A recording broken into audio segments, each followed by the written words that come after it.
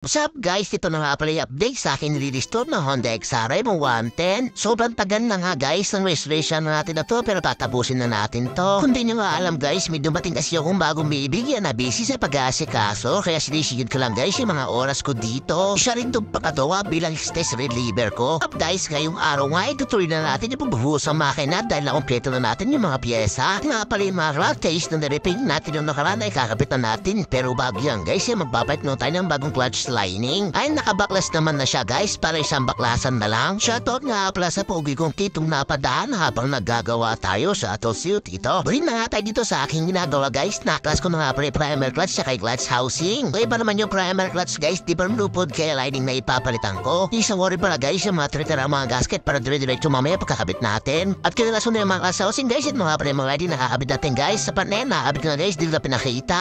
Ganito ko pala kinakabit yung primer clutch sa kay clutch housing guys, lining sa bayan. Kung naman kinakabit guys, yun naman loob ng primary clutch guys para mas madali inabit. Nakakita nyo guys, kapit agad. Wasat naman at natin naman kayo malilito dyan guys. Basta yung malalaki dito sa may primary clutch na clutch housing yung maliliit, pati yun at ganun din. Dinilate ko muna yan guys, gabit ang kamay para pag binali natin mamaya ay di malo straight. Di maiba yung way ng trade guys, di masira. Primary clutch na pala guys, may laki pag tumapat ay pudpuin nyo lang. Dahil okay na nga tayo dito guys, repeat ako na. Huwag yun para kakalimutan tumalit na bearing. Maglagay na nga rin pala ako ng bawang gasket guys para siguradong walang leak. Kinabit ko na nga pala yung mga arp, tapos ito naman yung crankcase yung sinunod ko. And doon kinarate ko lang para pumit, may mga dawil kasi yan. Fit lang nga, kinabit ko na isa-isa yung mga tornilyo guys para mahipitan na. Daan-daan ko nga lang iniipitan guys para di masira pintura ng ating crankcase. Pagkatapos naman yun, dito naman tayo sa may magneto side. Kung maalala nyo guys, di natin nasabay sa pagkikinis ng magna yan kasi nakatakip pa yung magneto noon kaya marubing-marubi siya. Aming nga pala ako ng bottle, may dyan tsaka puller guys para matagal natin yung magneto. Dalas ko nga rin pala yung starter dyan guys para matik ko kung gumagana ba. Nasa napakahirap tanggalin yung tornilyo dito sa may backpit ay hinigising ko muna guys. Ganyan nilang ginawa ko hindi sa kabila. Natin yung guys, lumuluwag agad. Last natin namayan guys dahil magpapalit tayo ng mga all switch tsaka magneto kit. Mga pala yung mga bagong magneto kit, timing chain tsaka mga roller na ikakapit natin. Totoo lang guys, di ko pa narinig yung andar ng motor to guys kasi nga nakuha natin ito lang di yung mandar. Kaya para sigurado guys, spirit ako na yung mga dapat palitan. IPX rin guys na nire-restore natin kung maalala nyo ibutas yung piston kaya dito guys yung mandar guys yung nakuha natin. Ayan guys, puro bago oil seal na play. Nilagay ko dyan sa may magneto kit niya. Ay sa mantagas na nga rin guys yung kadena sa starter guys kaya pinita ko na rin ng bago. Buti minalatabi pa ako nito. Kinabit ko na nga yung starter dyan guys. Testing ko na nga sa loob guys. Gumagana pa pala. Nasa loob kasi yung baterya. Di ko na napakita guys nung nesting ko. Kaya ba itong mga bendix kit ng starter guys ay luman-luma na kaya papwede ko na ng bago. Kung napakita guys, nakabit ko na yung mga bagong bendix kit kaya kinabit ko na itong magneto. Dito ko na rin pala guys yung bagong side gasket yan guys. Sa may magneto na crankcase. Dahil sa okay nyan, hipit ako ito review sa crankcase guys. Tapos itatime naman natin to. Dito na nga pala sa TDCO sa letter T guys para maalagay na natin yung cam girl. Amatins naman yan guys kaya di kayo malilito basta nasa letter T na yung magneto. And guys, lapat na